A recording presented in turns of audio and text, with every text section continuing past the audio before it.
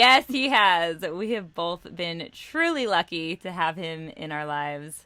So, without further ado, let me introduce to you today's guest, who not only holds the world's record for most hours spent listening to two ring girls bitch and moan about their love lives, but who's also a bona fide historian, a world renowned MMA expert, a black belt in jiu-jitsu. It's quite impressive. It's a big people. deal. Yeah.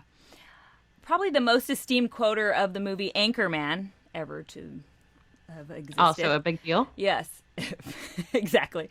A pitbull rescuer, restorer of awesome old cars, likely the most calm, confident man on the planet, a self-proclaimed human garbage disposal, whom Jade and I can both, we can vouch for that. We've had a lot of dinners with the guy. A rockabilly fan, and the best damn color commentator in the business, hands down.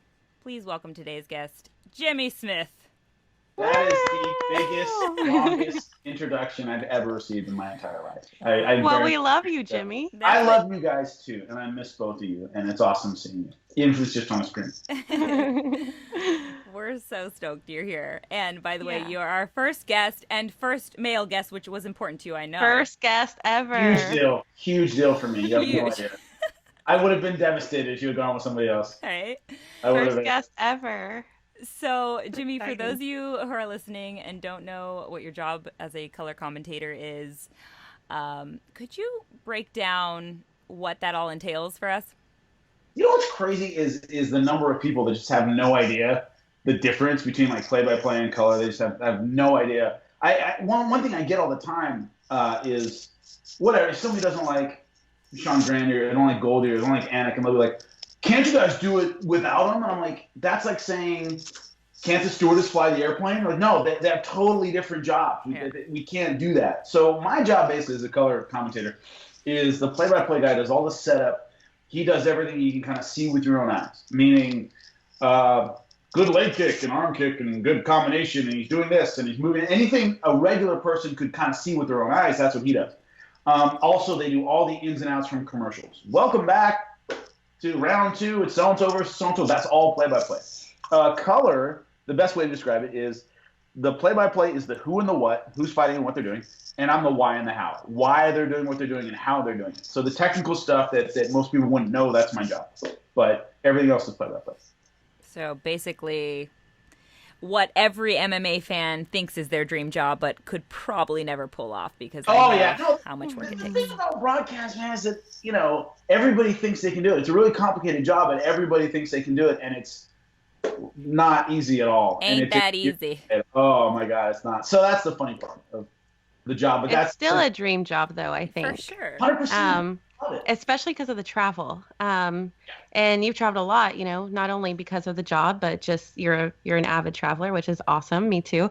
Also Mercedes, all three of us. I met Mercedes, where we were in Amsterdam hanging out. Yeah. Last time we were overseas. Oh, Yeah. jealous. We have hung I out. know, that's awesome. Well, tell us your favorite travel story.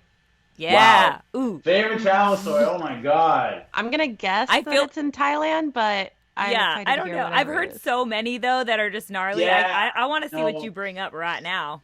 Wow. I know the one Right with now. Moms. Moms has got to Right be now. good, Which too. one? With Amsterdam and Moms. I mean, I was there for part of it. Okay. So I'll do that one. I heard that from your mom, by the way. Yeah. So Mercedes, you were there. We Yeah. were in Amsterdam. We weren't hanging out. We Not had that dinner day. with you. Yeah. Right. Not the So day of the most eventful happenings of that. Right. Exactly. So what happened was we were doing a show in England somewhere, and a few Bellator people went, "Hey man, let's hang out in Amsterdam on the way there, and spend a few days hanging out and partying and whatever." And I said, "Yeah, sure." And so we set up the trip, and then I'm having dinner with my mother, and I told her, "Yeah, I'm going to Amsterdam, whatever month it was." She goes, "I want to go," and I said, "Okay, but if you go with us, you're not in bed at 9 o'clock. No way. You're hanging out with us, and you're rolling how we roll." And my mom, who everybody knows, is totally down with that. She's like, "Hey, great, no problem." And so she went to Amsterdam with us, and she made everybody we were hanging out with feel like bitches, because Mom was just smoking them under the table. She was just out drinking everybody. So I did mushrooms in the park with my mother. and she had never done them before ever. Oh my and God. She was just curled up a little ball in the park laughing her ass off. Oh my God. It was my 70-year-old mom, and she just had a blast, man. Just went toe to toe with everybody and hung out and did everything. So we spent a day wandering around Amsterdam on mushrooms, and mom just, like I said, out smoking everybody, out drinking everybody. We're all done. We get back to her place. She's staying in this nice kind of like hotel hostel thing, hotel like Airbnb thing. And we're in the living room, and mom goes, "Who wants gin?" and pulls out this big bottle of gin. And they were like, "Fuck, Damn, man. Mom. Oh, I can't keep up with your mom. Like, it's crazy." So that's an awesome story where I went out and got. Do you feel like any part of, like, the fact that you went and tripped with your mom, did it affect your trip at all in any direction? No, it was awesome. We had a great time. It was a lot of fun. No, I love y'all's chemistry together. Or y'all's dynamic. Mom's pretty awesome. We traveled together before, and she's just great. So it's not like it was weird. I mean, like we've traveled a million times. So she's adventurous is the best way to put it. Like I said, she's 70 years old. She's in great shape. 71 now. Yeah. She swims 40 laps a day in the pool, and that isn't, she's just a little firecracker. So and recently retired math teacher, right? Yeah. Which so awesome. For like 35 years or something. So she recently retired. So she's like, now whenever I go somewhere, she's like, if I can go, I'll go with you. I'm like, all right, Mom, no problem. She's cool. She was in Israel with us. Yeah. I tried to get her to go to Jordan, to Petra. She really wanted to go, but it didn't work out. I was so bummed. Yeah. Well, she went to Masada, to the mud pits with everyone in Bellator while I did the fight interview. So she just left me at home. And everybody in Bellator loves my mom so much that she was like, yeah, she's so lovable. I'll go. And she just went and left me. You know who she reminds me of? And I mean this in the best way possible because I wish that this was my aunt. She reminds me of Aunt Jackie from Roseanne a little bit. No? Yeah, a little bit. I could see like the little bit I mean of that stazziness. in the best way possible because she's the reason why I watch the show, Yeah. So She's but I don't know if I would want to do mushrooms with my mom, but I definitely want to do ayahuasca with my mom for sure. Yeah. My mom, I don't think, have either of you met my mom? Nope. Susan is like, everyone who has met my mom is like, your mom is just a genuine hippie. She says she's a flower child. She doesn't like to give herself. Really? I wouldn't have expected that. Strange.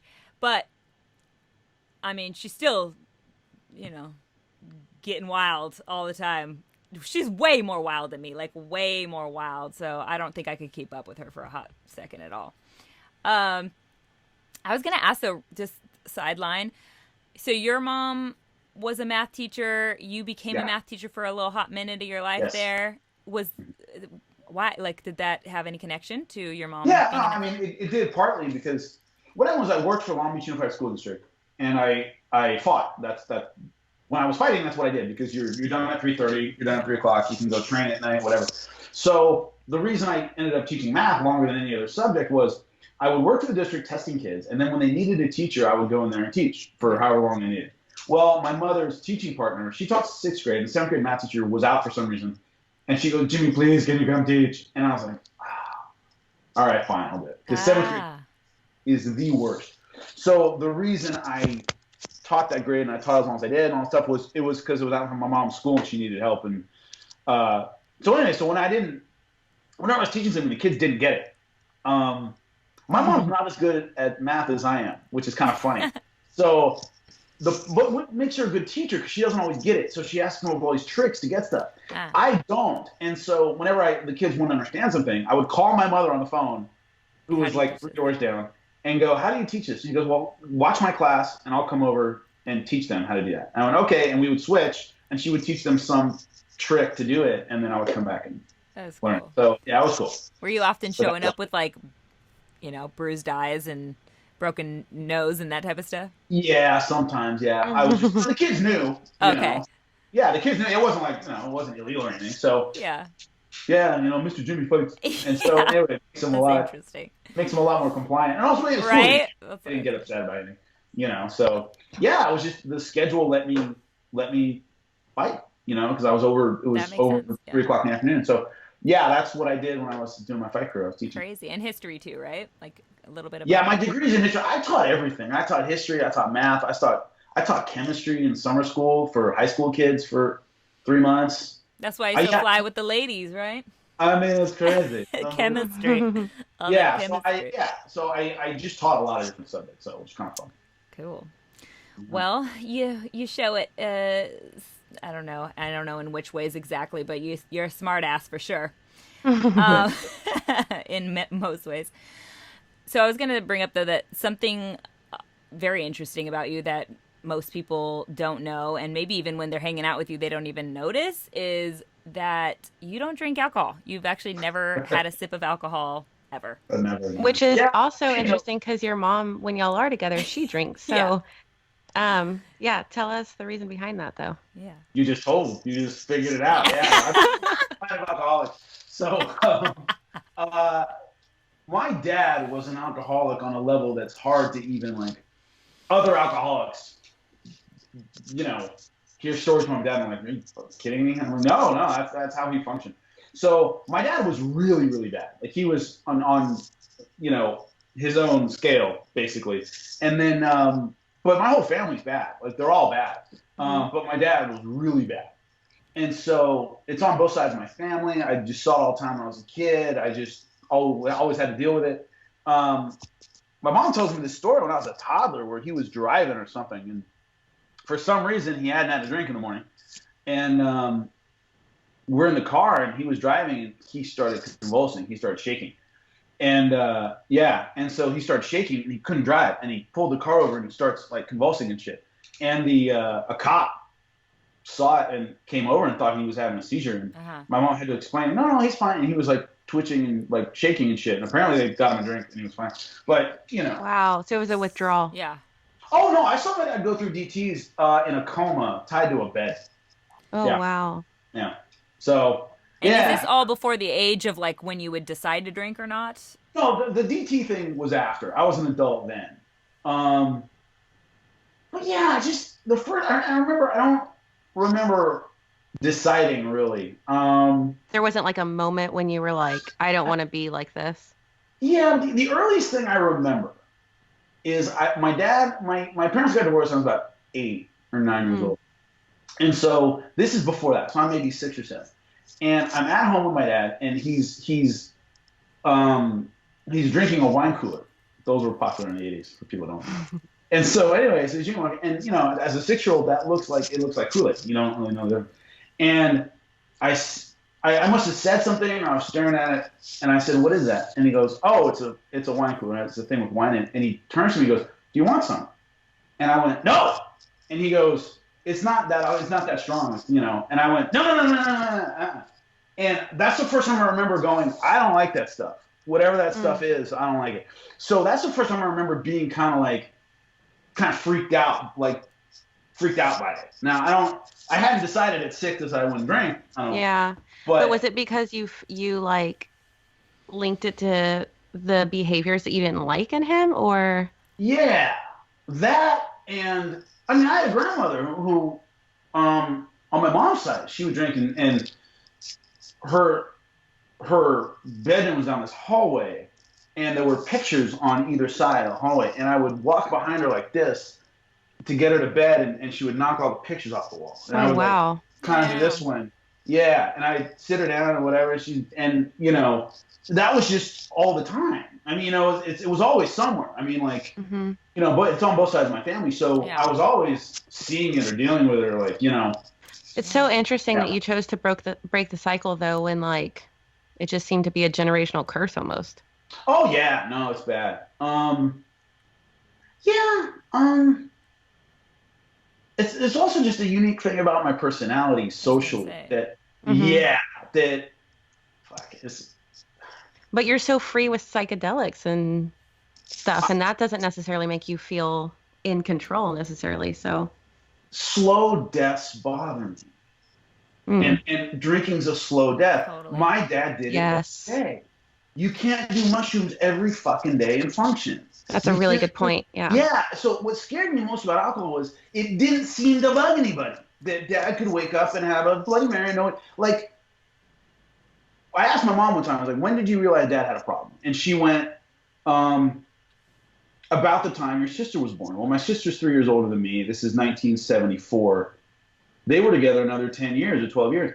And I said, why didn't you realize how bad it was? And she turned to me, she goes, Jimmy, I'm drinking too. Yeah. So I'm having 2, he's having 5. Right. So you didn't really, my whole family drank. So the fact that Smitty was his name, his nickname, nobody called him his real name, drank more than everybody else. It took a while to realize he can't stop. So they were like functioning alcoholics. It just they didn't feel like it was alcoholism because everyone was doing it as normal. So normalized, yeah.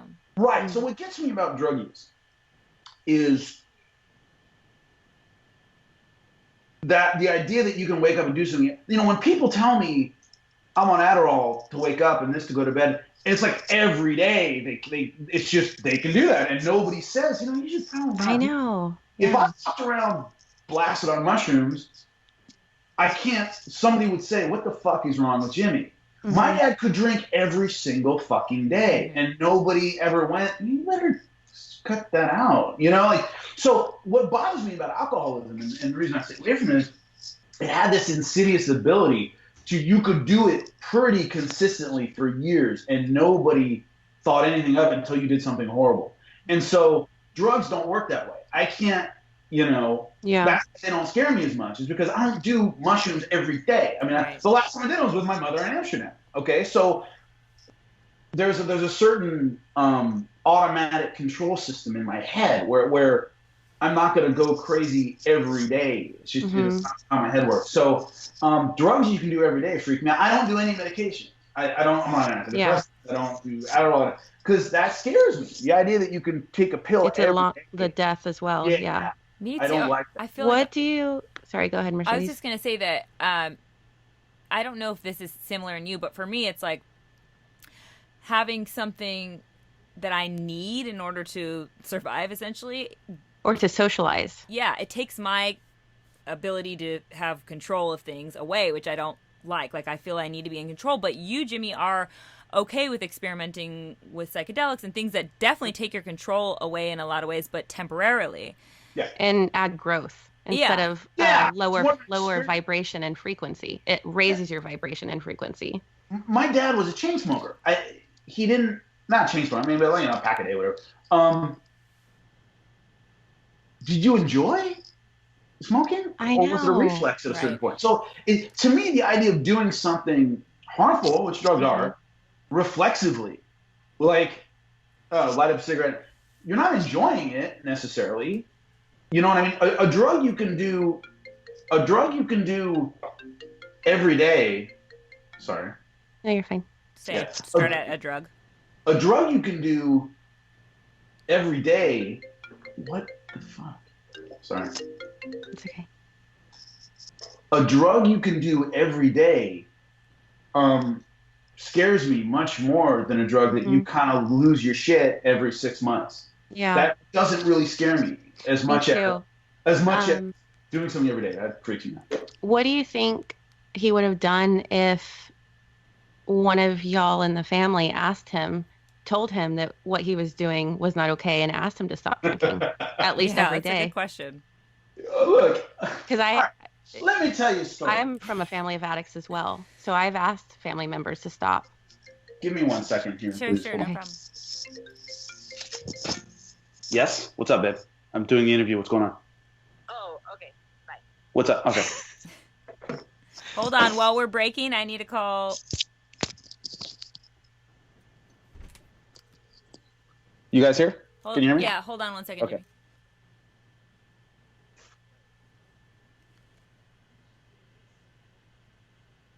Hi. Hey, are you listening to something downstairs? Yeah, I'm turning it down for yoga. It's super I didn't hear anything. loud, so can you please turn it all the way down? I didn't hear anything, just so you know. All right. Bye. Thank you. Bye. Poor Chrissy's trying to do yoga. I'm like, turn that fucking shit off. Like, I didn't hear I'm a anything. steady mess up his whole vibe. So what was your start over with a question, and I can. Yeah. So Jade, you were gonna say about your family, having addicts in your family. Yeah. So coming from a family of addicts as well, and a lot of alcoholism and drug addicts, and just prescription meds, I'm curious what would have happened had you or someone else in your family asked him to stop drinking, or at least told him that drinking every day is not okay, because I have tried that in my family, and I'm curious what you feel would have happened, or did anyone try that? Let me tell you a story. Okay. One time my brother was talking to my dad about smoking, and he goes, "It's really bad for you. I don't know why you do that." And my dad looked at him and he goes, "Have you ever seen one of those pictures of a smoker's lung next to a non-smoker's lung?" Mm-hmm. And my brother went, "Yeah, it was disgusting." And my dad goes, "What killed the other guy?" You know, my dad was really, really smart. So basically, I'm going to die either way. Yeah, I mean, my dad was very, very smart. Smart, but still not. But he was not taking the suggestion of a 6-year-old. That's not the way my dad thought. Right. No, he wouldn't have. By the short answer to your question is, it wouldn't have made any difference. He would not have. Secondly, my dad started drinking moonshine at 10, and then regular alcohol at 12. And he's from Kentucky, by the way. So anyway, so they made their own shit. Yeah. So that stuff can start a car. I mean, literally. So number one, he wouldn't have stopped.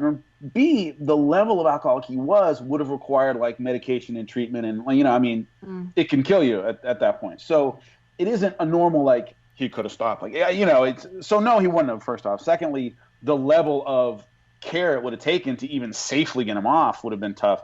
But yeah, he didn't give a shit. That wasn't gonna make any difference. Yeah. Did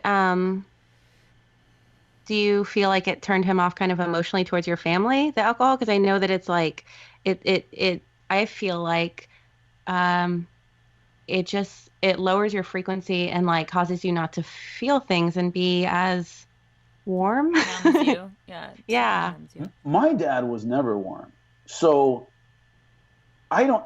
The question I've been asked before that is hard is, what was your dad? Somebody asked me, what was your dad like when he wasn't drinking? I don't know. He was an alcoholic when I was born. Remember, he was 36 when I was born, which is old, and when I was born to have a kid. He had been drinking, almost 30 years. So I don't know what he was like when he was. I don't know what it did to him. He was like that when I was born. So. He wasn't emotional, period. Now, did alcoholism contribute to that? Of course it did. But he wasn't an emotional guy, period. He never was. So I don't know. Did it make him worse? I guess it helped, in a way to make him worse. But I don't really know. He wasn't an emotional guy anyway. The level of detachment my father was capable of is frightening. I mean, really, really incredible. It is frightening. Are you afraid that like lives in you, and that could be a part of your life if you decided to go that route, No, yeah, no. I mean, all right, if you want to. All right. So I told him his sister died. When his sister died when she was like in her early 50s, late 40s, so young, with no warning at all. All right. And they weren't estranged or anything. Like, he lived with her for a while. And I called him and I said, your sister died last night. And he literally went, "Oh, how?" And I went, "Stroke. She had an aneurysm and died. No warning or anything." And he goes, "Oh, that's weird. She wasn't that old." And I went, "Yeah." And he goes, "Hmm." And I went, "So, I have my uncle's number if you want to call him." And he went, "Why would I want to do that?" I'm like, "Fuck, Dad. I don't know. Pretend you give a fuck. Your sister died for 5 minutes." Right. It was like I read it out of a newspaper. It was someone he never heard of. He went like, if I told you, some historical figure died today, you'd go, "Oh, weird. That's strange. Casual. Uh-huh. Yeah, that's interesting." I was like, so that's when my dad reacted to stuff. It was just like, so years of alcoholism I'm sure helped, but he was just never an emotional guy ever. So yeah. So this is my last question, alcohol related, because it's something I struggle with coming from a similar background. Please. Do you, when you're around other alcoholics that you're not emotionally involved with or emotionally attached to, do you find yourself kind of like judging them, or even someone you do care about, a friend, do you find yourself judging them or even feeling a little bit of anger towards them that they're like choosing that lifestyle? I Or, don't hang out with anybody like that. mm, I mean, I just don't. I mean, you guys know me socially. You guys have hung out with me. I don't have a lot of friends. I just don't hang out with very many people. So, well, we're um, lucky. yeah, you guys are lucky. I do hang out with you guys. But I don't have I don't have a big social circle. So, um, Don't you think too that pretty easy to not. when you're building your friend group, or as it evolves as you get older and your lifestyle and habits change, um, and especially since you've never been a drinker, people who are heavy on drinking aren't trying to hang out with people who aren't drinking. It's No, just not. it makes them uncomfortable. Yeah, it's a not comfortable situation for them. So That's a good Yeah, but point. I'm stuck in a certain like zone because most people who don't drink get on my nerves. I'm But not. Jimmy, I've been around you at times when I thought you were drunk, and then I was like, "Oh yeah, he doesn't drink." I Because you're know. still Yeah. such your energy is so like entertaining and good, and like you can be at a bar, at a blues bar in New Orleans with the team, and we can be everyone's blues dancing, and you you're having a great time. You don't need it, he you doesn't know? need that No, liquid confidence. it's okay. Yeah. All right. That's a very broad statement, but the first thing is, like I said, most people who don't drink are recovering addicts or they're religious or they're health fanatics. They're people I don't generally like hanging out with anyway. So, or they get really sanctimonious or like, I've had people find out I don't drink and start hitting me with all these rehab stories. And I go, no, I never drank. I Yeah. don't, I don't. So, oh, you're one of us. I'm like, no, where's your coin for how many years? I'm like, Yeah. I don't do any of that shit. Like, I don't. So it's really hard because alcoholics themselves aren't generally fun to hang out with, although I know a couple. But people who don't drink at all are usually like, fuck, man. Like, no, I'm not health obsessed. I'm not Yeah. any of those things. So their logic and their reasons are usually, and I'm not going to sit there and swap childhood stories about how fucked up it is and why we don't drink. So it's hard to find a middle ground because people on the extremes of either side kind of get on my nerves and I don't like them. And But just then people who are drinking, it's mostly small talk, and that gets on my nerves when it's Right. just yeah, like no, useless small talk. yeah. I've lived my whole life without that. So socially, I'm just a little weird anyway. It's just like All three of us are though. Yeah, we are. But it's just I've never had it. But it's also my experiences with people are way different than everybody else's because I never drank. So there are a lot of experiences I just don't have because I never did that. Do you think getting into fighting at a young age and being a part of that whole scene helped you turn around that early childhood stuff that was not all sunshine and rainbows and turn it into something something better for you? Yeah, it certainly did. Like having was an always- external thing to go Yeah. to and do instead of drink with Like the that buddies. took the place. Yeah. Yeah, it certainly did. A lot of people had a lot worse off than I did. So it helped a lot. I've always been a physical risk taker like my whole life. It's just, hey, cool, I can do that. Man, no problem. Physical risk doesn't really scare me very much. So it was a lot of fun and it gave me a little bit of an outlet and it was a good thing to fall back on. I really enjoyed it. It was a good outlet and I love it, man. I always had. Yeah. Yeah.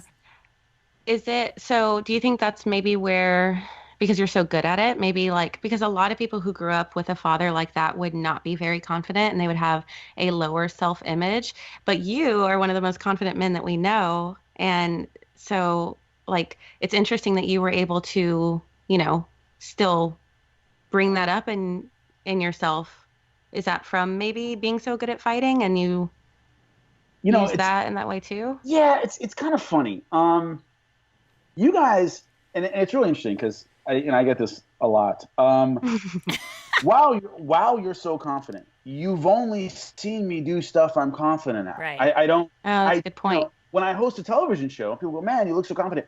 Yeah, I've been doing that for like a dozen years now, and you guys know me. You've seen me study and prep and all that stuff. I know everybody I'm talking about. I never walk in unprepared. I do all my homework. I do all the fighter meetings. I'm always on time, and so So really, it's competence over confidence. Yeah, I'm confident, but there's a reason for it. I mean, I do a lot. You don't see me do things I'm not confident at, especially in public. So what are those? Like, But we see you around women. What? We see you around women, though. what does that have to do with it? Yeah. Like you're confident around women, though. Like, No, I'm not. At oh, all. really? Really? So yeah, I was going to ask you, what are the things you'd say you're not confident in? Have you ever seen me sing in public? Sing? No. I don't fucking sing. I don't have a good voice, so I don't do it. I don't sing. You do dance. But I had to take dance lessons before I would dance in public. Oh, okay. So Like then I don't just. Yeah, like I had because I'm not. My dad didn't dance at his own fucking wedding. Mm-hmm. Okay, so we didn't grow up dancing when I was a kid, and so, yeah. So the hardest thing was socially. Part of it was I was horrible with women because I don't drink. First off, yeah, it's tough. And you buy girls drinks even though you don't drink. Is that awkward? I never have. That would drink, babe. Yeah. So the hard part is it's like, all my social experiences are really weird. They're kind of like I didn't drink in college. I never went to any parties in college. I didn't. So the normal like apparatus people had to like get along and I just that wasn't me. I didn't know what to do. I was always by myself. Uh-huh. So I was alone a lot, and my dad was a total loner. So, I wasn't socialized like everybody else when I was a kid. So, I didn't have anything to kind of get me over the hump, and just to tie these two things together in a really weird way. When my dad said no, that was it. That was the end of the fucking conversation. No. Can I have a cookie? No. That means you can't look at it, you can't touch it, you can't have it until he says so. So I got used to when I was a kid, I didn't ask for anything twice, ever. Mm-hmm. So if I can't have something, I can't have it. So it made me horrible with women because, do you want to go out? I don't think so. That meant no. That meant no, you can't have that. And so, okay.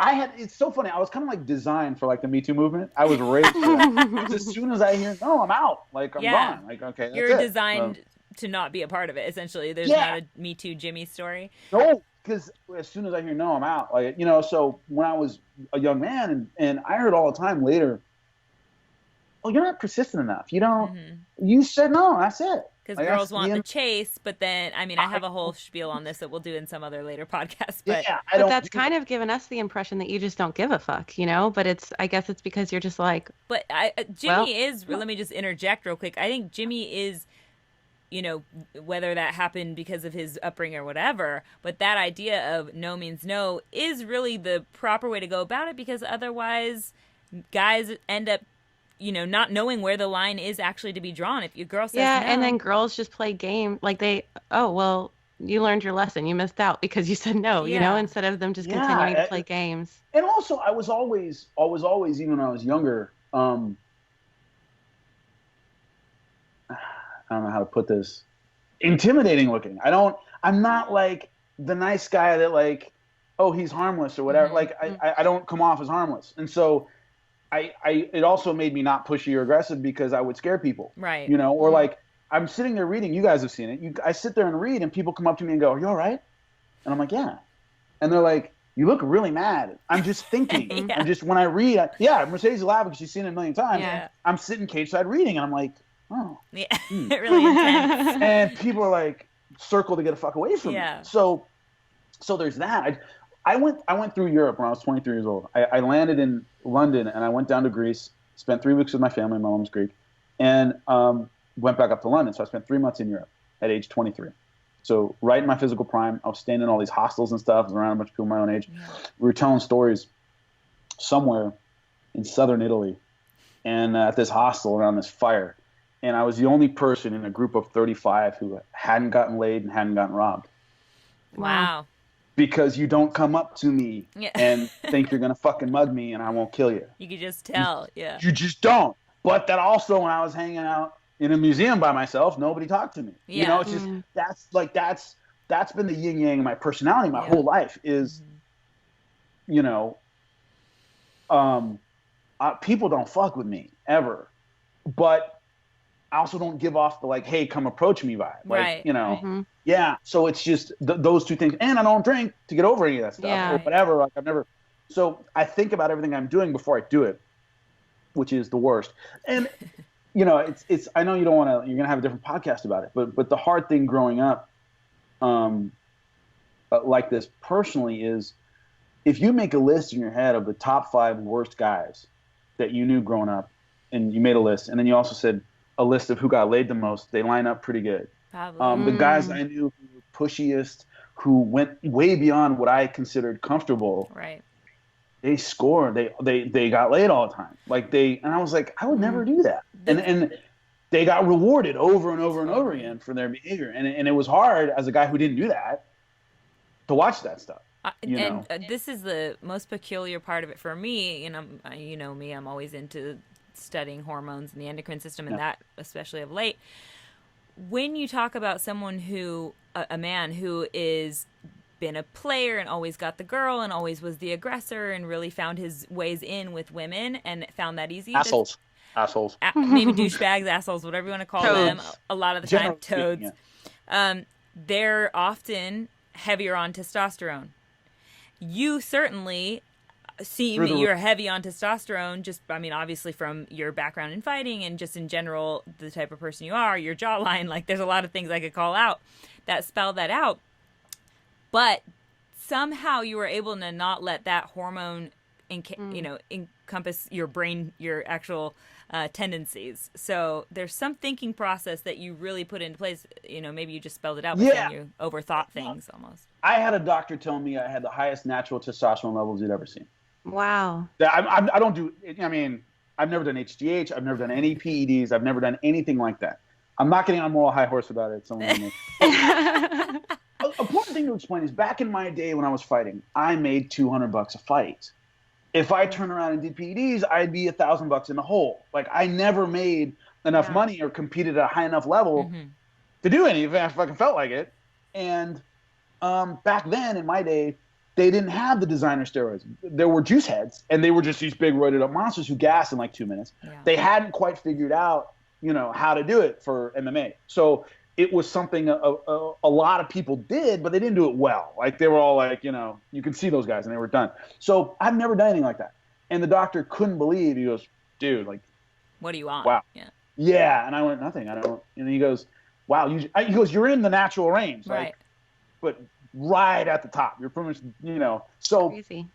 But, guys, I grew up my first 9 years on an orange grove in the San Joaquin Valley in a little town called Orosi, California, which if you blink, you missed it. And you wouldn't believe anybody lived there. Okay, that's where I grew up.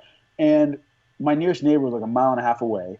The school bus picked us up one at a time. I was the first one picked up and the last one dropped off. So bus ride was like an hour.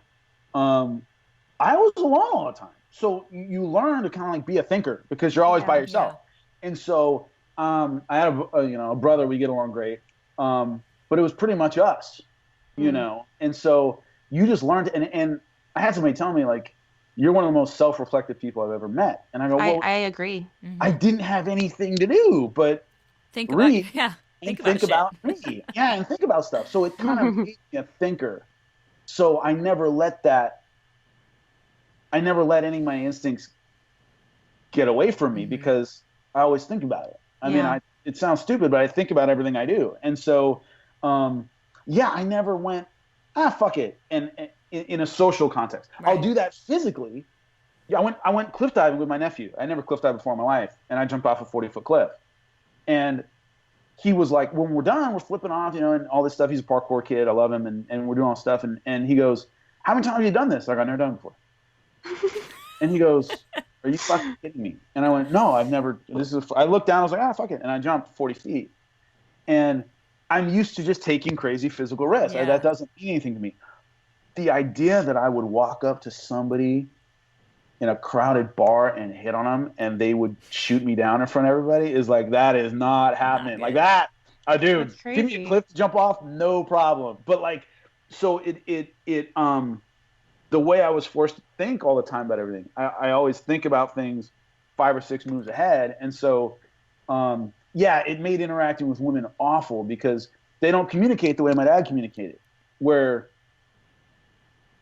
yes was yes and no was no. Right. And I'm not saying this in a like a Me Too way. I'm not saying women don't know, but the vague signals I would get just didn't compute in my head. I didn't know what that meant. And the playing of games in that way, like wanting a man to chase you as a woman is just not going to fly. Yeah. No, I don't even understand that at all. Yeah. And so, I don't either, though. Yeah. It's a scary game. It's obviously we're seeing it with the Me Too movement. It's a slippery slope. Let's call it that. Yeah. And so, which is good for me because I'm not in that, like there's no hashtag Me Too about me because, I always made sure somebody wanted to do something before I did it. Yeah. And so, it's just, it is what it is. It's just like, but I had women, say no, and I would stop and they'd look at me like I was crazy. Like, why? Why'd you stop? Yeah. You just said no. So for the loner out there, or for the overthinking guy, or whatever it is, that someone who is in a similar circumstance than you might have been growing up, or who you are to this day, really thinking about things like, and not wanting to cross that scary line, especially in today's age where guys don't know what to do. Like it's a slippery slope situation, like we were saying.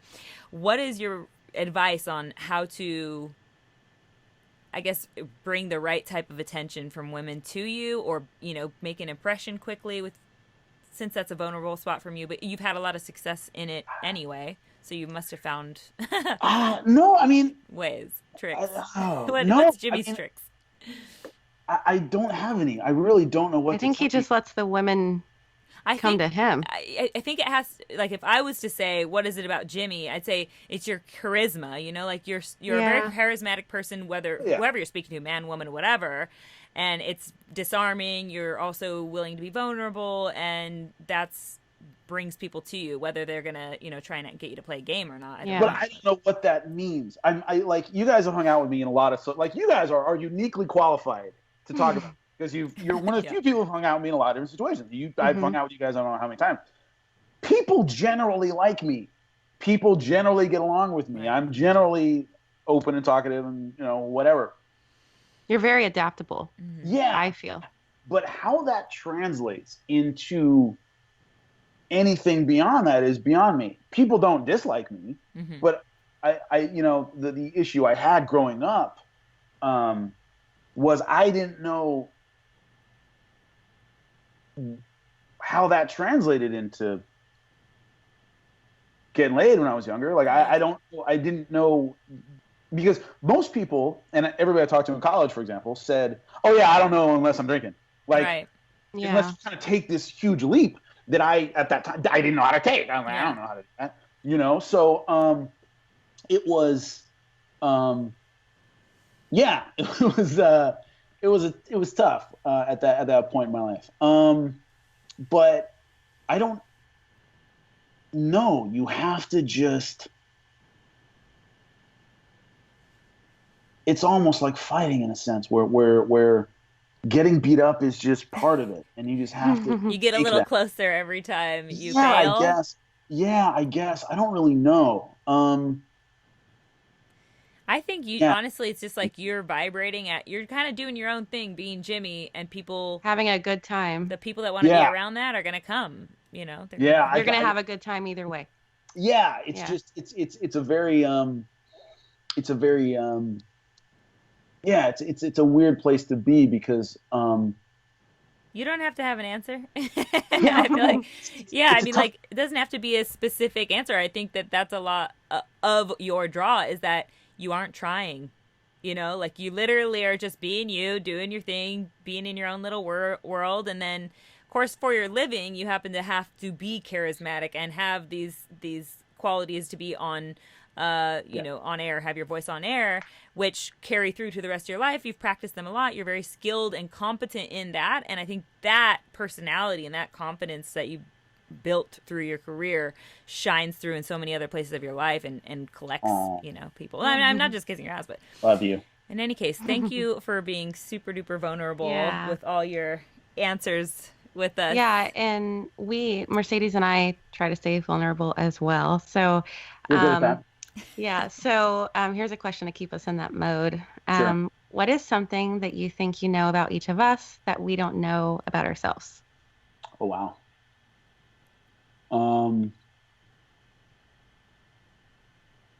You probably know this.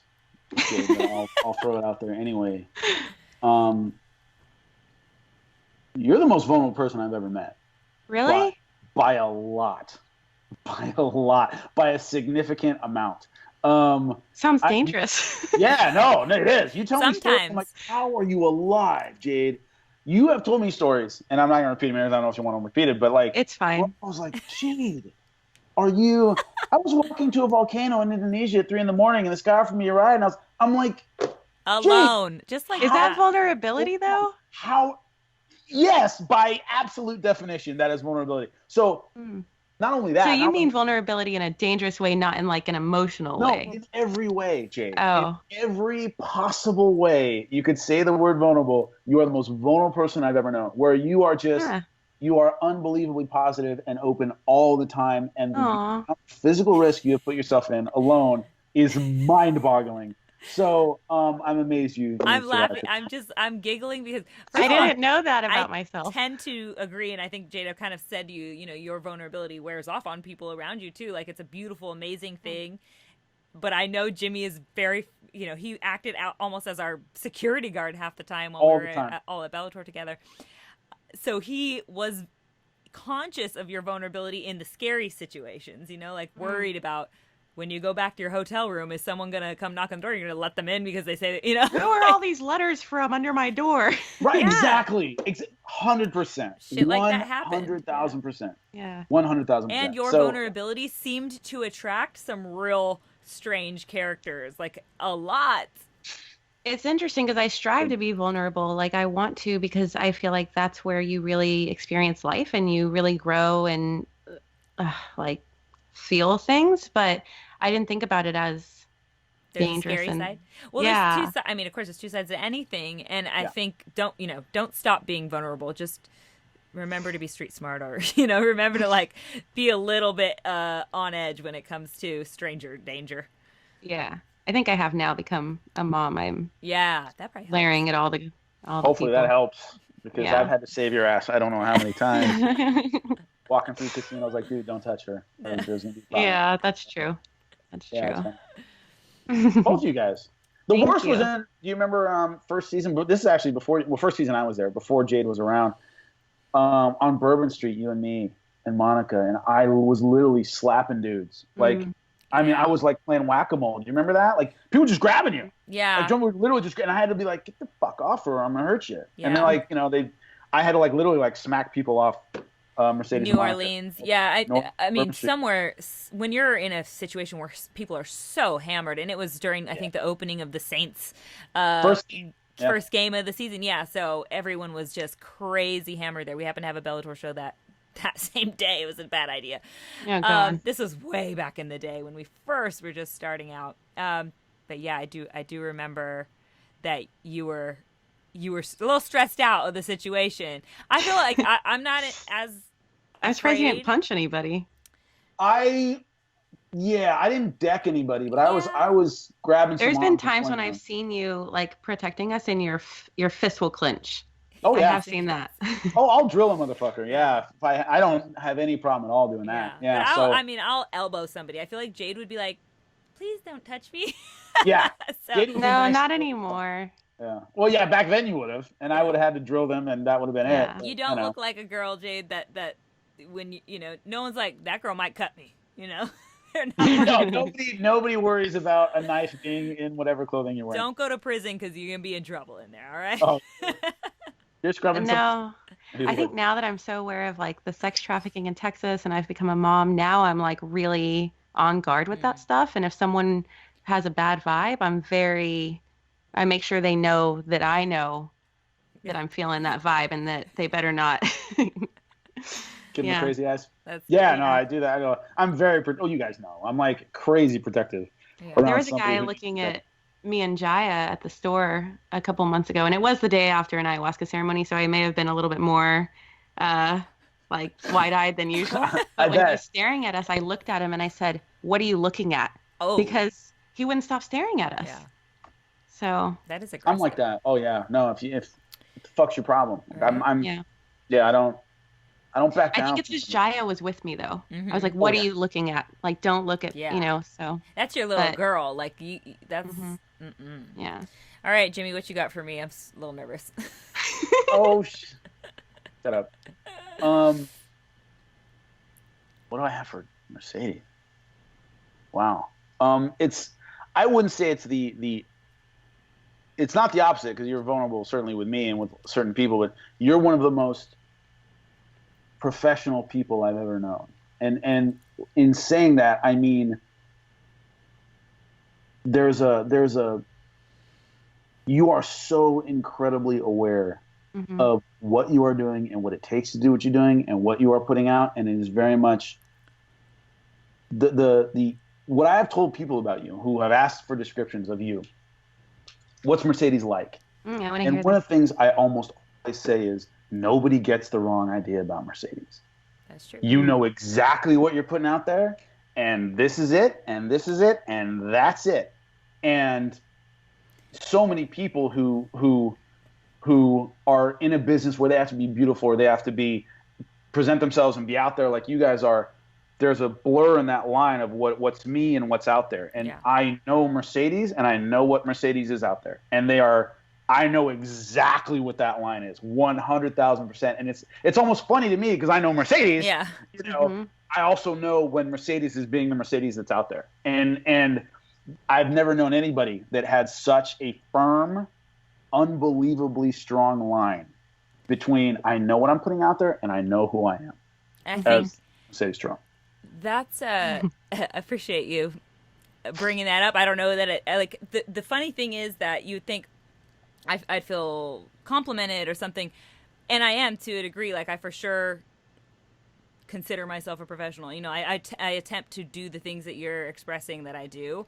Mm-hmm. However, it's also strangely the almost one of the hardest parts of who I am that I deal with, because it comes from this place, like I was talking about earlier, of needing a sense of control, of needing a sense of feeling competent in something before jumping in. And that is a lack of being able or willing to be vulnerable and willing to even try new things and be in a spontaneous situation. And that type of spontaneity is, I think, really valuable to human life, to experiencing human life. And that's why I tell Jade a lot that, you know, her influence on me has allowed me to see that lack that I've bred in myself through all kinds of, you know, my upbringing and in my background of not wanting to take, like I've seen my dad in a lot of situations be stuck. Like he's used the word stuck a lot of times, and I always don't want to be that, but I end up stuck in this professional non-fluid scenario of whatever it is. Like if I say I'm going to show up, I'm going to fucking show up, you know? And that's to a flaw. Like there's actually a bad side of it that I'm finding these days. Yeah. Well, how there's like mine can be a flaw and yours can be a flaw. I feel like that's how we say we're like the yin to each other's yang, because like we really balance each other out. And so we made a really great team, you know, working together. And I remember one night we went out to eat at some Italian restaurant, and everyone at the table, this was really fun. We gave each other a word. Like we would be like, okay, Miss Hardy's turn. And then everyone would decide a word for her. And I remember for me, they chose dreamy. And for Mercedes, it was something to do with being logical and being responsible. And like y'all meant dreamy as in like my head's in the clouds, you know? So it's like, that was what, 7 years ago, and the answer's still so similar, you know? We don't change quick. We don't. Yeah. Yeah. So well, thank you for that though, Jimmy. I think that was a good tidbit. Like, you know us probably better than most people. I mean, we've spent literally so much time with you. You're our brother from Seen another us through mother. a lot. True. So, moving on. There's a few questions we like to ask everyone who will be coming on the show, since you're the first. Sure. and I'm kind of surprised that we haven't asked you this already, but we may have, and I just don't recall, so you'll remind me. No problem. So first question, what advice would you give to your 25-year-old self? Wow. Man, me at 25. To kind of enjoy the process a little more would be because, I didn't know I was going to be able to do anything with my life when I was 25. So the idea that I just enjoy what you're doing while you're doing it more than worrying about where this is going to lead you and where it's going to take you and how you're going to be and are you going to be all right. And, having an alcoholic dad who was off and on homeless from the time I was 9 years old, you wonder if the floor is going to drop out from you all the time. So that feeling of like, oh man, is everything going to be all right? Just enjoy what you're doing right now. Just, are you fighting and training and liking it? Yeah. Okay. Well, then do that and it'll take you somewhere. I didn't have that when I was in my mid-20s. So that would have been what I would say. Enjoy what you're doing. That makes sense. That's really good. That's something that that was similar to what I would tell myself if I was, to be able to give myself advice at the age of 25. Well, if you could have the whole world read one book, and I'm really interested in your answers since you're such a bookworm, which book would it be? A Short History of Nearly Everything by Bill Bryson.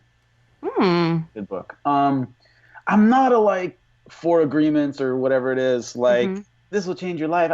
That's just not me. I don't read a lot of I've read a lot of philosophy books, but I've never been like, oh my God, this changed my life. I'm now a Buddhist. Yeah. It's just, I've read a lot of it. Of stuff, but I'm a knowledge guy. And A Short History of Nearly Everything by Bill Bryson is a great book because it's a short history of nearly everything. So it's a just great overview. And I think the world could do with a little more science foundation. And that's what that book's all about. So I'm going to get that on Audible. Yeah, me too. Good. Do you, I know the answer to this, but for our listening audience. Sure. Do you subscribe to any religion per se or any philosophy of life per se, since you brought that up? Yeah, I know. And I also, because you have tattoos that are of a Hindu background, it makes it something you want to ask you when you see you, especially shirtless. Which, I don't know how many times you've seen me shirtless. It's just, it never The first question that comes to mind is, is he religious? Yeah. Up here, Mercedes, up here. Okay. So I'm not just abs, Mercedes. I'm not just abs and rippling muscles, Mercedes. I'm just checking out your tats, man. No, I'm not religious at all. Wasn't raised with any religion, been an atheist my whole life. I got into Hindu art when I was in college, and I took some Eastern history classes and stuff like that. And so I have 3 Hindu tattoos, and they kind of go all the way around my body. But yeah, I've never been religious. That's never been a thing of mine. My mom's a recovering Catholic. My dad was an atheist for years and years and years, forever. He saw horrible things with religion. He grew up in the hills of Kentucky and snake handling, Pentecostal people under a tent speaking in tongues and weird stuff. So he hated that stuff. Did your parents relay that to you as a child? Oh yeah, my dad. Yeah. He was like, he saw horrible things. He saw, burning crosses and stuff where he was. So he saw religion as really negative and terrible and all that stuff. And then my mom grew up Catholic, but had some really bad experiences growing up in Catholic school and all that stuff. So we weren't raised with any religion. How do you see religion now? Since you've gone, through so much life not using it, and you've seen I'm sure a lot of people in your life do use it because that's just how the world works. I've never seen a good religion make a good person bad and a bad person good. I've never seen any. You'll see what you want to see. I've never seen anybody. Man, he's a terrible person and found God and became great.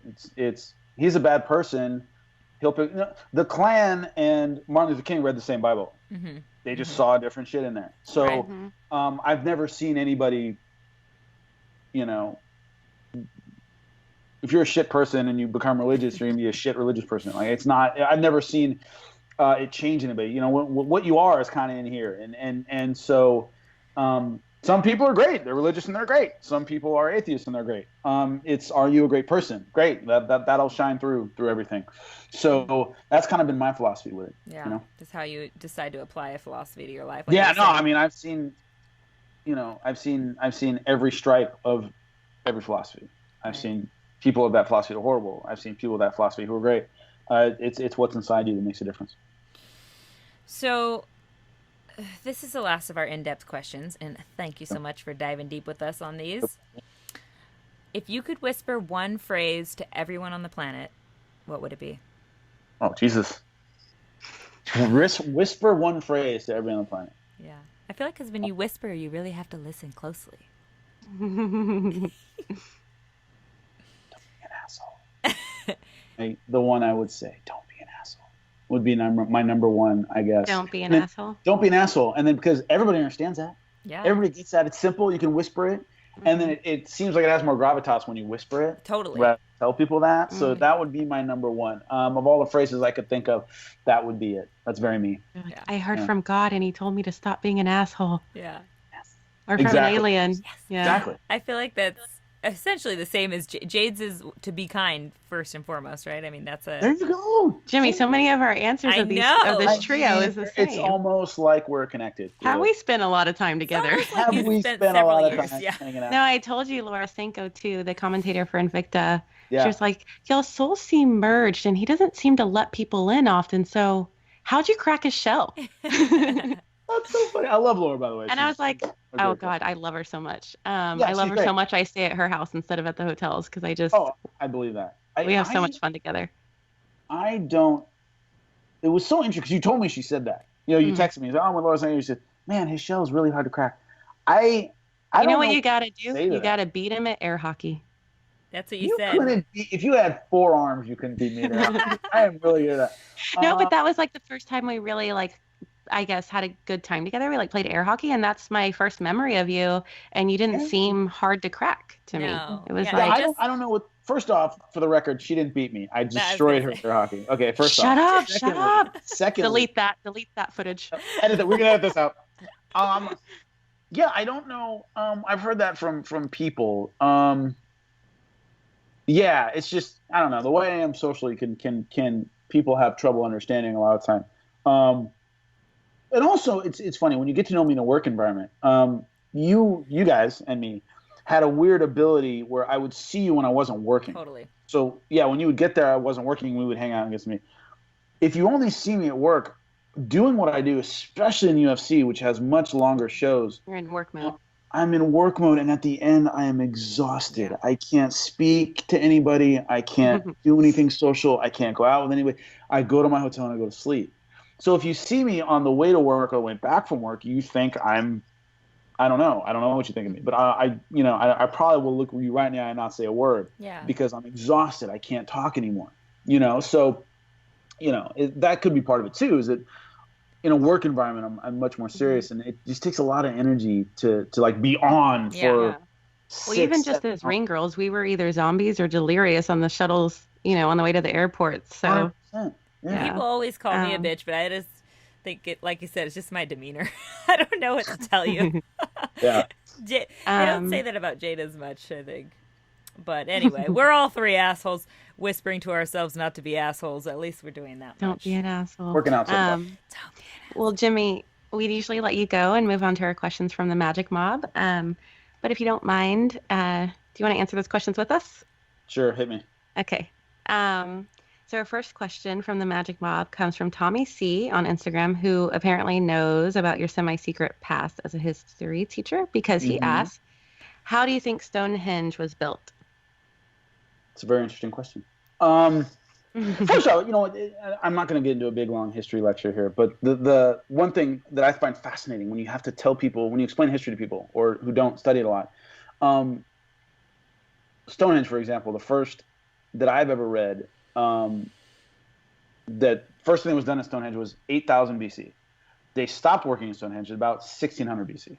Okay, so that's roughly 6,500 years of people doing stuff at Stonehenge. What we see at Stonehenge is what survived was the last thing they did. So, which Stonehenge? I guess it means the ones that's there now. They actually did a thing in the 90s where 100 people with rolling logs, they rolled logs and kind of used that as a conveyor belt where they take logs and put it in front and roll the stones. They moved a 40-ton stone 25 miles. Right. From the probable quarry of Stonehenge to Stonehenge. They just had a lot of people working at the same time. They had a big labor supply. and they rolled it. That's probably what they did, is they used logs as a conveyor belt. In China and India, that's what they did, and they recorded it. So the people in Stonehenge didn't write anything down, but similar sized stones were moved at a similar time in China and India the same way. What do you think the use was meant for? It's a big Stonehenge itself. Yeah. Well, it lines up with the solstice is the way it's constructed, but they found a lot. It's a burial site. There are a lot of bodies buried there, and a lot of them are from areas other than Stonehenge. So they believe it was some kind of pilgrimage site where people went there to get healed, and if you died there, they buried you there. Because a lot of the bodies aren't from Stonehenge; they're from other parts of Europe, and a lot of them have deformities too. So they think it might have been like a sacred healing place. And so if you had a problem, you would come there, and of course, a lot of people on the way there died or got there and died, and they buried them there. But a lot of the bodies they've exhumed aren't from there, and so it was somewhere people traveled to, and a lot of people had birth defects or deformities or diseases. So it could have been a place you tried to get healed, like basically a hospital, essentially. I was reading that there's some, theory that there were these some sort of blue rock, blue stone that was supposedly maybe they thought was healing, and also the way that the what looks like a ditch dug around the outside was actually more of like a moat that was for essentially a spa. So it was like people would sit in there, and maybe there was healing powers from. Yeah, exactly. They believed that they could, and also the stones there, a lot of them they ring if you hit them, which in ancient culture that was a healing thing. Like chimes. Chimes and stuff like that. So that's probably what it was used for. But once again, it was used for 6,500 years. So probably used for a lot of stuff. We don't know. Now it's used for tourism. Look at that. There you go. It's working out well. So that's that's the long and the short of it. Yes. All right, we've got a question from Michael Blankshane on Instagram. He asks, "How do you blow off steam?" Well, I read a lot. You guys know that. I read a lot. I play chess. I do jujitsu, which is why my face looks like this right now. Jiu-jitsu teammates. I do a lot of jiu-jitsu. I write a lot. Those are the things I do when I'm relaxing. So play the occasional video game. Do you have I know when I get really flustered about something, like if something super upsets me, I will first thing journaling. I'm always gonna say journaling is super helpful. Get the words out, just scream onto a piece of paper, but also just going for a walk and moving and being outside, getting some blood flow and getting that stuff through you, the hormones or whatever that's built up, all the rage that's built up in you, all the chemicals. The angst you live with every day. Yes. Do you have something that you do when you're in a really heated situation and you need to not blow up? That's a tough one. Same thing, walking, hiking. I have dogs. You guys know Steeler. That's what I picture you taking your dog for a walk. Yeah, I'm Steeler, we're right here. Steeler, come on. We take a walk or whatever. Steeler and Penny. And then, jiu-jitsu, man, is great for that, man. If I can go train, if I can go do something and work out, that makes me feel a lot better. And those are things those are my go-tos. I know, side note on this, just because we were talking about earlier, you not feeling really socially confident when you were younger. And you brought up jiu-jitsu now. Was that ever a source of being able to bro down, having training with other guys and that type of thing, building bonds via the pheromones and the experience you have together in jiu-jitsu? Because I feel like there's a lot that transfers when you're that intimately close with a person. Yeah, especially in the Gracies, and I like the Gracie gyms, which I know you train in. Yes. There certainly is that bonding aspect and that social aspect, and that's a big part of it. It's hard for me to find a group that I'm comfortable in. It's all my friends are picked out of all these different areas, and none of my friends, very few of my friends know one another. It's just they're all picked from these totally different categories, and so jiu-jitsu and MMA and stuff was a way to kind of meet similar people to some degree. They had the physical risk part, but yeah, it's always been tough to find a group that right. I can hang out with everybody and everything's fine and I feel comfortable. But jiu-jitsu is as close as I've gotten. Yeah. Tribe. Yeah, no, it's good. Like, and I make friends there, and they're great people, and I really enjoy it. And yeah, that's a big part of it. And now that you're I a black relate to belt, you could just whip people with it. yeah. Yeah, I pretty Like much Pootie beat them up. Tang. Yeah, it's pretty bad. Um, It's I awful. relate to you as well on the book though, because a lot of times something's really bugging me. If I pick up a book and just read like 20 pages or 30 pages, whatever, and when I set it down, a lot of the times whatever was on my mind it's not bothering me anymore. Yeah, yeah, that's So, really true. Yeah, for sure. um, I'm go I'm ahead. reading Sorry. constantly. I'm always reading something. Yeah, I Yeah. know. So we've got a pick your poison question from the Magic Okay. Mob, and these are always fun. So would you rather be 10 inches tall for a day or 100 feet tall for a day? Oh, 100 feet 100 for feet? sure. For sure. I'm not. Number Sounds one, so I'm not getting, inconvenient.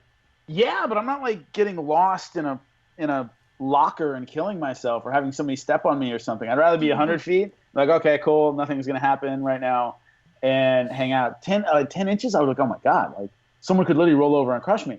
I'm not You'd gonna be probably that like vulnerable for them. make a big difference in the world if you're 100 feet. You could like Yeah. go out and Yeah, you you're know. like Godzilla, or I don't know, 100 feet maybe is not that crazy, but you could definitely Oh no, it's make crazy. a I statement. got news for pretty you. crazy. That's crazy. It's Yeah, crazy pretty compared to the rest of us, for sure. I'm trying to Yes. think of like how tall is 100 feet. You're not taller than the Empire State Building, Godzilla-esque anyway. Jade, what about you though? King Kong, maybe you could climb that thing. Oh, I mean, being only 5'3", you'd think I would choose 100 feet, but 10 inches just sounds so fun. Like I could like go hide in people's pockets and like You are very know? elfish. That is Elfish. true. You are like an elf, and you get to be an actual physical. And I elf. could scare people. I could like get in their, cereal box or their glove. I don't know, just get in their purse or something and jump out. Yeah. Like pull a Like, little bag of prince. nuts. They're like, ah! Yeah. Right, and you'd go, right, here's my point. Here's why I don't want to be 10 inches. Because Jade would be in somebody's purse, and they'd go, ah! And Yes. fling her 15 feet in the air and kill her. And Okay, Jimmy'd that have would to be the end catch game. her with his Yeah, 100 foot. yeah. Exactly. I would have to play catch Jade. Yeah. All right. It'd be fun to be 10 inches on the day you're 100 feet. That's the only way this is going Put you on down. my shoulder, Yeah. and you could Yeah. hang there. Whee! Yeah. Oh my Have to do god. something that you'd be dead. It's like a pirate with a parrot on the shoulder situation. Exactly. I like A little it. Tinkerbell. Yeah. I think, I don't know. I think I'd be 100. I'd be 100 feet tall. And then I'd like go find my high school bully, or like I had a middle school bully, but not a high school bully. But I would find that girl, and I'd be like, "What about What's up this? now? What about this padded bra now, bitch? It's bigger than your whole house." I think she already feels bad enough. All right. Oh, anyways, we'll get into that on a later podcast as well. Ricky Lake, was it from Geek to Chic? Exactly. Yeah. I don't know. Anyway, It's funny. so where are we at? Jimmy. Where? Yeah, we're. Oh yeah. Wait, one last question for you, Jimmy. Sure. Where can people find you out there on the On the interwebs? on the interwebs? Yeah. Where? Okay, let me say that again for us, for a clear take for Adam, so he didn't kill me. All right, Jimmy. Last question for you. Where can people find you out there in the world on TV, social media, and the like? Jimmy Smith MMA on Twitter, J Smith MMA on Instagram. Love hearing from the fans all the time. It's great. So reach out to me anytime. Yes, and you're the best, by the way. You literally comment back to everyone. You have Twitter lot. wars. You have Twitter wars. I've been witnessing your Twitter wars lately. Very, Yeah, I like them. very I think they're entertaining. funny. Yeah. I think they're pretty hilarious. It's very Well- eloquent. I do what I can to sound smart. I love it. All right, Jimmy. Thank you. Thank you for being our so first guest. much. You're Love amazing. you. We'll Okay, remember I'll this see you forever. We All love you right. so much. Thanks so much for coming Okay. on. Love you. And when this podcast becomes the biggest thing in Ever in podcast history, podcast right? Okay. history, we will be so grateful to say you were our very first guest. I am honored. Thank you, Sam. ladies. I love You'll you. have to be our 100th guest too. Yeah. Okay, cool. Yeah, we'll do Do it that. again. I'll be a recurring guest. All right. Okay. For sure. Okay, we love you. Bye. Love you. Bye, Jimmy, Mwah. love Bye. you. I was gonna say if Jimmy's still on, we could tell him to what he needs to do for Adam, but that's all right. Oh yeah, he has it. Okay. So where we need to do a magic trick from here? Yeah, you say, all right, boys and babes. Yep. All right, boys and babes. There's only one last thing we'd like to share you. Let me do that again. All right, boys and babes. So there's one last thing we'd like to leave you with this week. Per usual, Jade and I have come up with a magic trick, which are our insights, tips, and tools that we want to share with you this week. And I'm quickly just like falling in love with this segment because every week I go away with a new little nugget to try out. So Jade, why don't you kick us off? What's your magic trick this week? Yeah, so my magic trick is to turn off push notifications on all your social media apps and whatever apps you frequent during the day. That means, either go in the app or go in the settings section of your phone and just hit off on the push notifications. So when you look at your Facebook little symbol on your phone, there won't be a number on it. And you also won't be getting so-and-so commented on this photo. The more this idea makes you cringe, the more you should probably do it. The average person, I was just reading, checks their phones more than 150 times a day, which averaged at about 3 hours on their phones a day, just on like social media apps. Yeah. So no wonder I'm so tired at the end of the day. Yeah, and I mean, this is something I've done for myself that has helped me. But a lot of people also, they wake up and they turn off the alarm on their phone, or they get up to just grab their phone, and it's just full of notifications, and that's how they start their day before even saying good morning to their partner or setting their intention, expressing some gratitude for another day, maybe. And you think about how that may cause your day to flow differently. Because what you focus on in the morning is going to set the tone for your entire day. Sure. So if you set up a morning routine that empowers you instead of one that like is full of notifications, that's just going to put you on autopilot and in the mode of just reacting to other people, it's basically intentional versus reactive, or present versus autopilot.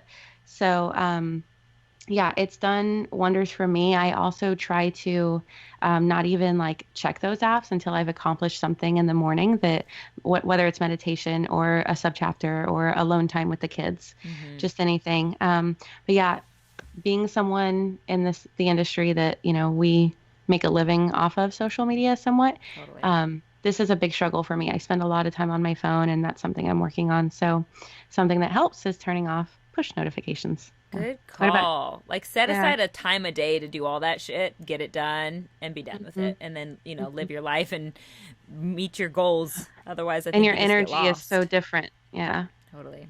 Your emotional energy and physical energy. Yeah. What about you? My magic trick this week is kind of in line with this episode being, surrounding MMA a bit, with Jimmy being on and us talking about our MMA shenanigans earlier. So, of course, when you're training anything physical, including jiu-jitsu, Muay Thai, the MMA techniques, you really need to be aware of your hormone levels, your body's ability to recover, your just ability to get your whole body and mind right. So my magic trick is how to get your selenium up. So selenium is a trace mineral. This sounds so dorky, but I found this like really helpful, really easy to introduce to your life, and could be exactly what you need to like break through the fact that you've been killing yourself in the gym and not seeing any results, or not seeing the results you want, at least. It could be as simple as something as a nutrient deficiency, which is, by the way, why diet is so key when it comes to getting your body right. By the way, this is especially true when it comes to something like selenium, which is a precursor to testosterone. Selenium actually helps you convert T4 to T3, which is super important. And so an easy way to get it in, this is the magic trick, is to consume 2 to 3 Brazil nuts a day. It's going to get you more than enough selenium. one Brazil nut contains something like 165% of your daily value selenium intake. Wow. Yeah. And it does other amazing things, like helps you detoxify the mercury in your body if you're eating a lot of fish, which is, a good addition to your diet as well. Thing is, Brazil nuts have a ton of calories in them, so don't go overboard with these nuts. They are like between 60 and 70 calories per nut, so it can add up really quickly. And by the way, if you're not sure what the nut is I'm talking about, it's the one you always avoid in the mixed nuts. It's the one that looks like a cockroach. It's giant. It's the biggest nut in, a bag of I mixed do nuts. avoid those. Yeah, right? I mean, they're hardy. So, like, you eat one, you're like, I don't even want any other nuts, and I wanted to get to the cashews or whatever the fuck else. So, yeah, you only need a couple of these a day to really get your selenium intake. But that is a huge way that you could help boost that nutrient if you're, lacking that trace mineral selenium, and possibly get you back on track to getting your tea right. If you get your tea right, you're going to get a lot better results in the gym. You're going to be feeling real strong. Real vibrant. Yeah. I'm gonna start eating those after I have sushi. That's really interesting. Yeah, right. I like it. I'm like, okay, I could throw a couple Brazil nuts in and they're just like a good little snack because they're so hearty. So you just need a couple, and they're easy to keep in your purse or your backpack or whatever. That's nice. I like that. I like that little magic. That's a little magic right there, huh?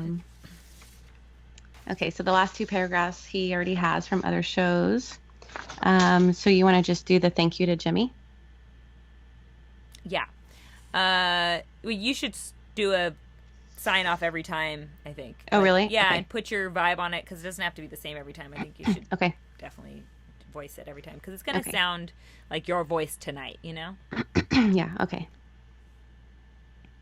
All right, you guys. We're coming to the end of the show. Thank you so much for joining us on this adventure. We hope you've enjoyed it as much as we have. I loved this episode tonight. I really liked our conversation with Jimmy. I hope you guys got to know him more. I even feel like I did, and I've known him for a long time. So, Me too. Yeah, we'd love to hear from you, though. Any feedback would be awesome. Hit us up at the Magic Hour. And also, please remember to subscribe to the show and spread the love. We'll be back next week for another episode of the Magic Hour. But for now, it's Mercedes and Jade signing off. Until next time, be a light. Yay. Bye, guys. Well, do you want to... yeah, I'm going to do this last piece. Okay. Thank you so much to today's guest, Jimmy Smith. You can follow Jimmy on Instagram at jsmithmma and find him on Twitter and Facebook at Jimmy Smith MMA. Stay magical, friends. Okay. Do you think we should do the intro again, or you liked it? Like, you think it's fine, or give him another option, or? Yeah, and also I kind of want to do my magic trick again. I just feel like it's... So if I were you, I would just start with, because where it got interesting for me is where you said my magic trick is how to get more selenium, or whatever it was called. Yeah. Everything you said before that, I was getting kind of lost. Okay. And then as soon as you said that, I was like, ooh, what's that? How do I get that? How did Even though I intro didn't even know what before? it was. Trace This mineral. this last time? Yeah, okay, let me see. So you're saying, because I was saying that it was related to the podcast because it's MMA. Yeah, building. I don't know. It like the first like 2 or 3 sentences didn't seem to like correlate, but then right when you said how to get more selenium in your life, it like all of that really flowed. Okay. I don't know why. Okay. So my magic trick is a little bit nerdy, and it's going to get into the nitty gritty of how to recuperate and, I'll say that again. I don't want to recuperate. I think if he just cut it at, like, if he just cut it where you said my magic trick is how to get more selenium in your life, from there to the end, it was perfect. Okay. So I think if you just cut it right there, you'd have the perfect take. I just feel like the intro of it could be important to like relate it to the show because it's about building testosterone and I'm a female. if that makes sense. Yeah, but I think they'll already know. You can say it if you think so, but I think they'll already like get that, you know, Okay. without you saying it. Because it sounded so good, I think. All right, let me see what just comes out of my mouth. We'll see. Okay. So my magic trick this week is how to get more selenium in your life. And I know you're like, what the hell is she talking about? So selenium is a trace mineral, super important because it helps you in the conversion of T4 to T3. So basically, you're going to help yourself boost your testosterone by getting more of this trace mineral, selenium, in your life. The thing is, you could be killing yourself in the gym, but not seeing the results you want because of something as simple as a nutrient deficiency, which this is why diet is so key when it comes to getting your body right. This is especially true when it comes to something like selenium, which is a precursor to testosterone. So the trick is, how do you get it in your body quick and easy? That's what she said. It's as easy as eating 2 to 3 Brazil nuts a day. Brazil nuts are those nuts that you avoid when you're sticking your hand in the nut jar, the mixed nut jar. It's the ones that look like giant cockroaches. They're the huge, you know, the giant nut in the nut mix. That is a Brazil nut. You need to be eating more of those.